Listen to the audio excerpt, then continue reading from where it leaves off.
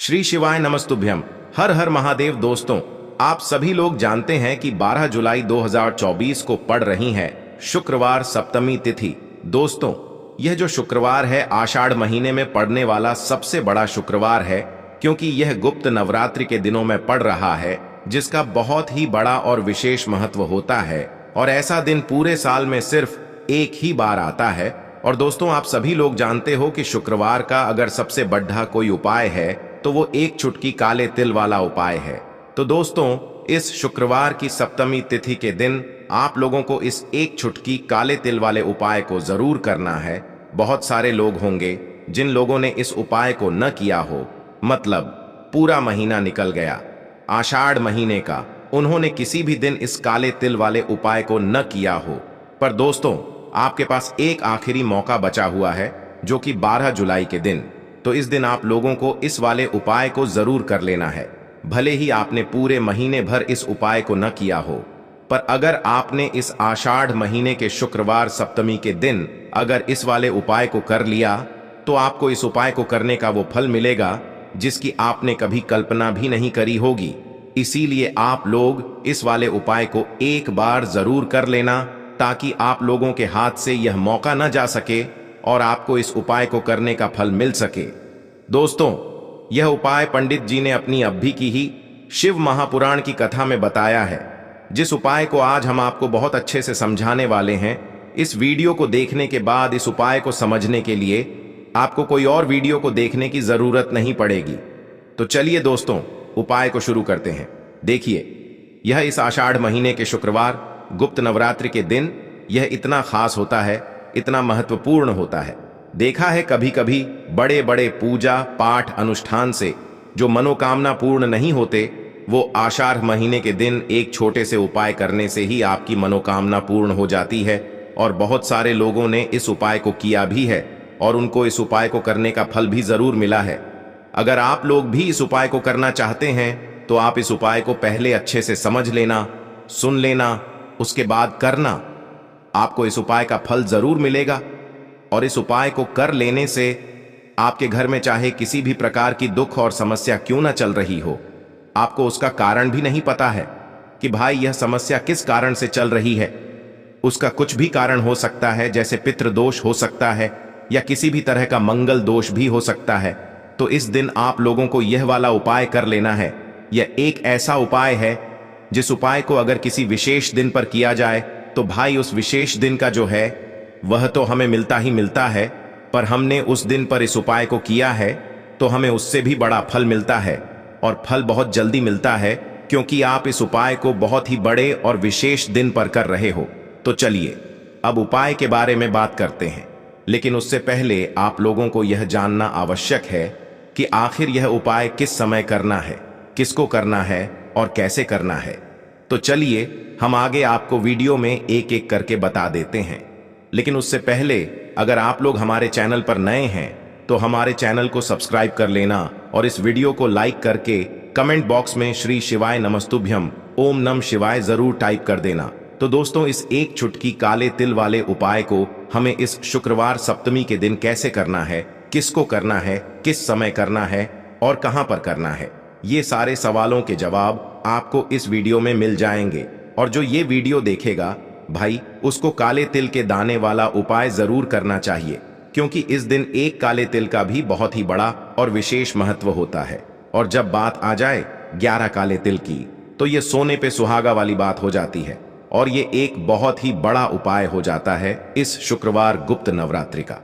तो अब दोस्तों, इस एक चुटकी काले तिल वाले उपाय को आखिर करना किसको है, सबसे पहले हम लोग वो बात जान लेते हैं। तो देखो, घर की जो बड़ी माताएं बहनें होती हैं, उन माताओं बहनों में से कोई भी एक बड़ी माता बहन इस वाले उपाय को कर सकती है। और दोस्तों, अगर आप चाहें तो अपने घर में से सभी सदस्यों को भी इस उपाय को करवा सकते हैं। अगर किसी व्यक्ति की खुद की कोई मनोकामना है, खुद की कोई दुख और परेशानी है जो कि वह अपने लिए ही करना चाहता है इस वाले उपाय को, तो वह खुद अपने लिए भी कर सकता है। बाकी अगर कोई घर में से ऐसा है जो कि अपने पूरे घर परिवार की सुख और शांति के लिए ये वाला उपाय करना चाहता है, तो भाई वह भी कर सकता है, उसमें भी कोई दिक्कत वाली बात नहीं है। कहने का मतलब यह है कि इस उपाय को हर एक सदस्य भी कर सकता है और पूरे घर परिवार के सदस्य के लिए घर की बड़ी माताओं बहनों में से कोई एक माता बहन भी कर सकती है। माताएं बहनें अगर घर में उपस्थित न हो या वो यह वाला उपाय न कर पा रही हो तो फिर घर का कोई बड़ा सदस्य भी इस हल्दी वाले उपाय को कर सकता है, चाहे फिर वह पुरुष ही क्यों न हो, उसमें कोई भी दिक्कत वाली बात नहीं है। अब दोस्तों, इस एक चुटकी काले तिल वाले उपाय को हमें करना कहां पर है? हमें तुलसी के क्यारे के पास में जाकर करना है। बहुत सारे लोग प्रश्न करते हैं, हर एक उपाय को करते समय क्या हम इस उपाय को घर पर या मंदिर में कर सकते हैं? देखो, तो इस वाले उपाय को आप घर ही करोगे तो अच्छा रहेगा। अगर घर पर तुलसी का पौधा नहीं है तो शिव मंदिर में उपाय को करोगे तो भी अच्छा होगा इस वाले उपाय को। उसके बाद में दोस्तों जो अगला प्रश्न निकल कर आता है वो यह आता है इस उपाय को लेकर कि आखिर इस उपाय को हमें किस समय करना है, सुबह के समय करना है कि शाम के समय करना है? तो देखो, इस वाले उपाय को आप लोग सुबह के समय भी कर सकते हो और शाम के समय प्रदोष काल में भी कर सकते हो। अब अगर आप पूछो कि भाई सबसे उत्तम समय कौन सा रहेगा इस एक चुटकी काले तिल वाले उपाय को करने का, तो हम आपसे बस यही कहेंगे कि इस उपाय को आप शाम के समय करेंगे तो ज्यादा बेहतर होगा। बाकी अगर सुबह के समय भी करेंगे तो भी अच्छा होगा, उसमें कोई भी दिक्कत वाली बात नहीं है। तो अब दोस्तों जो अगली सबसे बड़ी और महत्वपूर्ण बात आती है वो यह आती है कि सुबह अगर हम उपाय को करेंगे तो हमें कितने बजे से लेकर कितने बजे तक के बीच में करना है, और शाम के समय प्रदोष काल में करेंगे तो हमें कितने बजे से लेकर कितने बजे के बीच में करना है। तो देखो, सुबह जितनी जल्दी हो सके आप उपाय को करने की कोशिश करना। बाकी अगर किसी कारणवश लेट भी हो जाओ, थोड़ी देर भी हो जाए तो 10 या 11 बजे तक भी आप उपाय कर लेना, पर 12 बजे से ज्यादा देरी ना हो, ठीक है? इस बात का ध्यान रखना। उसके बाद में दोस्तों अगर शाम के समय प्रदोष काल की बात करें, प्रदोष काल का जो समय होता है वो शाम के 6 बजे से शुरू हो जाता है। मतलब शाम के 6 बजे से लेकर 7 बजे के बीच का जो समय होता है यह समय प्रदोष काल का समय होता है। पर अभी जो मौसम चल रहा है इस मौसम में जो है शाम बहुत देरी से होती है, तो आप इस उपाय को 7 या 8 बजे के बीच में भी कर सकते हो। मतलब शाम के 6 बजे से रात 8 बजे के बीच में आप कभी भी इस वाले उपाय को कर सकते हो, उसमें कोई भी दिक्कत वाली बात नहीं है। परंतु शुक्रवार के दिन कोशिश करना कि समय के अंतर्गत ही कर लो। किसी कारणवश ना कर पाओ तो थोड़ा देरी से भी कर सकते हो, आपको उपाय का फल जरूर मिलेगा। तो चलिए बात करते हैं हमारे पहले उपाय की। देखिए, इस उपाय के लिए आपको 2 दीपक लेने होंगे। दोनों ही दीपक आप मिट्टी के भी ले सकते हैं और दोनों ही दीपक आप शुद्ध आटा मढ़कर उनके भी तैयार कर सकते हैं। अब दोस्तों दोनों ही दीपक के अंदर आपको शुद्ध घी का प्रयोग करना होगा और एक दीपक के अंदर आपको गोल रुई की बाती का प्रयोग करना होगा और एक दीपक के अंदर आपको लंबी बाती का प्रयोग करना होगा। लंबी बाती वाले दीपक के अंदर आप मौली वाला जो धागा आता है कलावा का, उसकी बाती का प्रयोग भी आप लंबी बाती वाले दीपक के अंदर कर सकते हैं। देखिए, 2 दीपक वाला ये चमत्कारी उपाय केवल शुक्रवार की रात्रि में ही किया जाता है, इसीलिए आपको इस उपाय को बहुत ही ध्यान से समझना। इसी के साथ में आपको एक चुटकी काले तिल के दाने लेना है और इसी के साथ में आपको मात्र एक चुटकी हल्दी भी लेनी होगी। अब दोस्तों ये सभी सामग्री लेकर के आपको रात्रि के समय पहुंच जाना है अपने घर में, जहां कहीं भी तुलसी जी का पौधा, तुलसी माता का निवास स्थान है, वहां पर। देखिए दोस्तों, सबसे पहले तो आपके पास जो एक गोल बाती का दीपक, उसे आपको तुलसी जी के वहां पर प्रज्वलित करना है। दीपक को प्रज्वलित करते समय आपको ओम नमो भगवते वासुदेवाय इस मंत्र का 11 बार जाप कर लेना है। अब देखिए दोस्तों, आप जो एक चुटकी काले तिल के दाने लेकर के आए हैं उन्हें आपको अपने सीधे हाथ में रखना है और जो आपने गोल बाती वाला दीपक प्रज्वलित किया है माता तुलसी जी के वहां पर, उसके ऊपर से आपको इन एक चुटकी काले तिल को घड्डी की दिशा में घुमाना है। आपको अपना नाम और अपनी गोत्र को बोल देना है और फिर आपको इन काले तिल को उससे जलते हुए दीपक के अंदर डाल देने हैं। देखिए, काले तिल भगवान विष्णु के पसीने से उत्पन्न हुए हैं और जब भी हम यह दीपक नवमी की रात्रि में प्रज्वलित करते हैं तो इससे हमें हमारे कर्ज में राहत मिलती है, हमारे जीवन में धन प्राप्ति के नए नए मार्ग खुलते हैं, हमारा अगर कोई भी कार्य रुका हुआ है तो वह भी परिपूर्ण होता है। देखिए, गोल बाती का जो दीपक है, विशेषकर हम माता तुलसी के वहां पर भगवान विष्णु और माता लक्ष्मी के निमित्त प्रज्वलित कर रहे हैं। इस प्रकार से आपको ये दीपक प्रज्वलित कर देना है।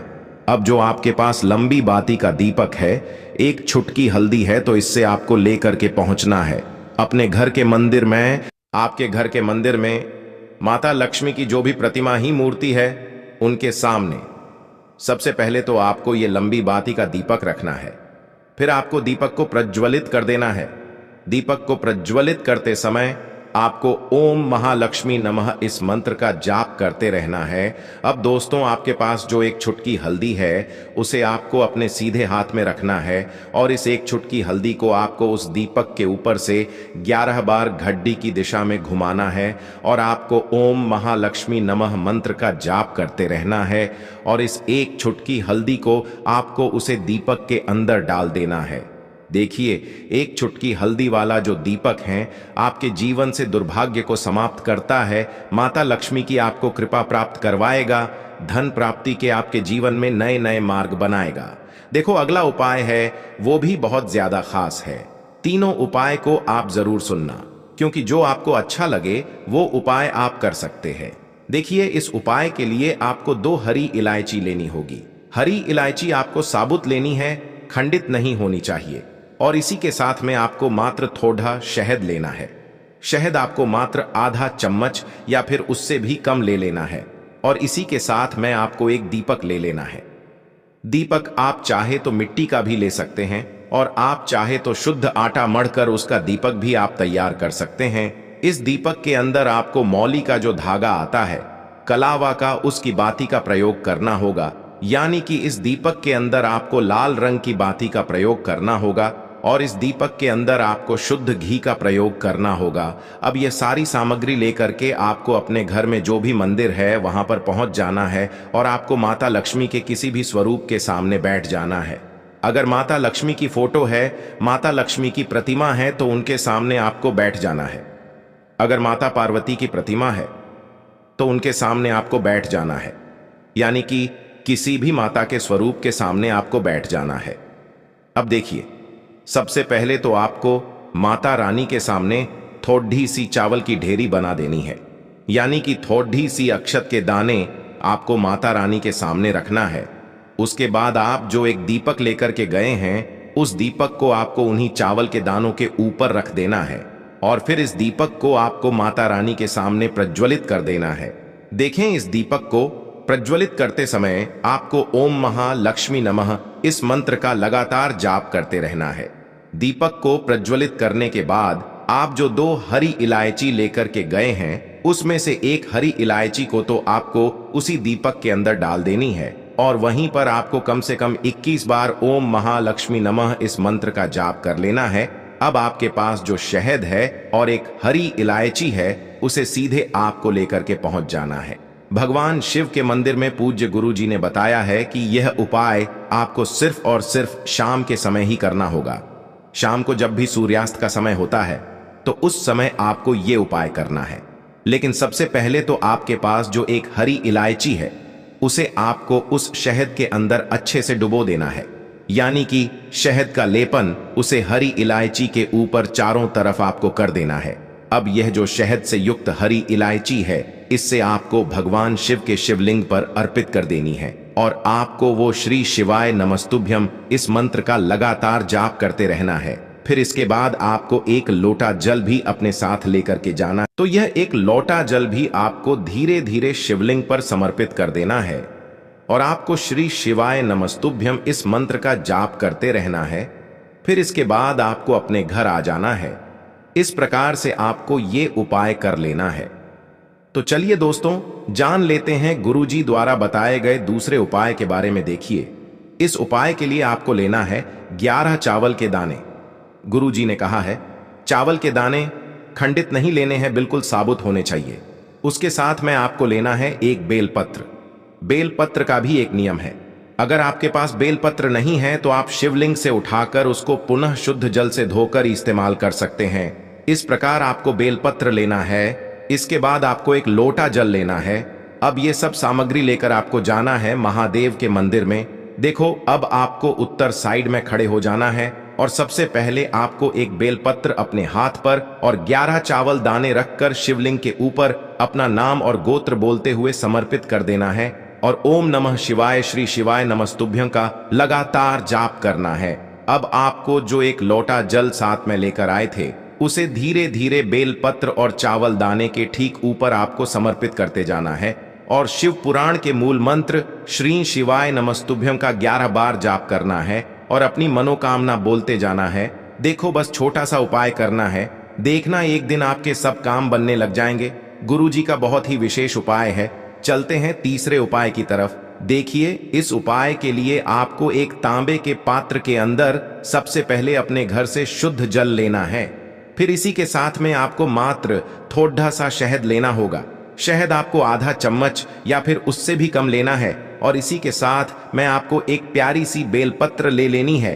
बेलपत्र यदि आपको नहीं मिल पाती है तो भगवान शिव के शिवलिंग पर चढ़ी हुई बेलपत्रों को आप पुण्य शुद्ध जल से धोकर के उपयोग कर सकते हैं और बेलपत्र जो है वह कहीं से भी कटी फटी खंडित नहीं होनी चाहिए। अब ये तीनों सामग्री लेकर के सीधे आपको पहुंच जाना होगा भगवान शिव के मंदिर में। ये उपाय सुबह से लेकर के शाम तक किसी भी समय कर सकते हैं। देखिए, सबसे पहले तो आपके पास जो शहद है उससे आपको अपने सीधे हाथ की चींटी उंगली के जो पास वाली उंगली होती है अनामिका उंगली, उसमें थोड़ा सा शहद आपको लेना है और इससे फिर आपको शिवलिंग पर जहां माता सुंदरी का स्थान होता है वहां पर आपको ओम का निर्माण करना है। लेकिन जलाधारी के बिल्कुल बीच में जो स्थान होता है उससे माता अशोक सुंदरी का स्थान कहते हैं और इसी स्थान पर आपको शहद से ओम का निर्माण करना है। अब दोस्तों, आपके पास जो एक बेलपत्र है उससे आपको अपने सीधे हाथ की हथेली पर रखना है और महादेव से आपको अपनी वह विशेष मनोकामना, आपके जीवन में जो भी संकट चल रहे हैं, जो भी समस्याएं चल रही हैं, जो भी जीवन में दुर्भाग्य बना हुआ है, आप अपने किसी भी कार्य में सफल नहीं हो पा रहे हैं, तो जिस भी प्रकार की आपकी समस्या है उसे दूर करने के लिए आपको महादेव से प्रार्थना कर लेनी है। और फिर यह जो एक बेलपत्र है इससे आपको शिवलिंग पर माता अशोक सुंदरी वाले स्थान पर समर्पित कर देनी है। देखिए, जहां पर आपने ओम का निर्माण किया है उसी के ऊपर आपको ये बेलपत्र भी समर्पित कर देनी है। देखिए, बेलपत्र की चिकनी साइड का हिस्सा शिवलिंग से स्पर्श होगा और इसकी जो डंडी है वो आपको जलाधारी की ओर रखनी है। पत्ती वाला भाग शिवलिंग की तरफ रहेगा। इसी प्रकार से आपको यह बेलपत्र समर्पित कर देनी है। अब दोस्तों, आपके पास जो एक जल का पात्र है उसमें से थोड़ा सा जल तो आपको बेलपत्र की जो आगे वाली पत्ती है उस पर आपको समर्पित करना है और आपको श्री शिवाय नमस्तुभ्यं इस मंत्र का जाप कर लेना है। फिर उस पात्र के अंदर जो जल बचेगा उसे पूरा आपको भगवान शिव के शिवलिंग पर धीरे धीरे समर्पित करते जाना है और लगातार आपको शिव महापुराण के मूल मंत्र श्री शिवाय नमस्तुभ्यं इस मंत्र का जाप करते रहना है। गुरुजी ने कहा है कि जल आपको इतने धीरे धीरे समर्पित करना है कि जल समर्पित करते हुए आप कम से कम 11 बार श्री शिवाय नमस्तुभ्यं या फिर ओम नमः शिवाय इस मंत्र का जाप कर सके। फिर इसके बाद वापस आपको अपने घर आ जाना है। इस प्रकार से आपको ये उपाय कर लेना है। आप देखेंगे कि आपकी सभी मनोकामनाएं अवश्य ही पूरी होंगी। ये उपाय आपको अवश्य करने हैं। इस वीडियो में हमने आपको 3 से 4 महा उपाय आपको बताए हैं जो आपको शुक्रवार के दिन करने हैं। अगर आपके मन में उपाय से जुड़ा कोई भी सवाल है तो हमें कमेंट बॉक्स में पूछ सकते हैं। उपाय करते समय कोई भी गलती नहीं करनी है। अगर आपको हमारी वीडियो पसंद आए तो हमारे इस चैनल को सब्सक्राइब जरूर करें। हर हर महादेव। ओम नमः शिवाय। श्री शिवाय नमस्तुभ्यं।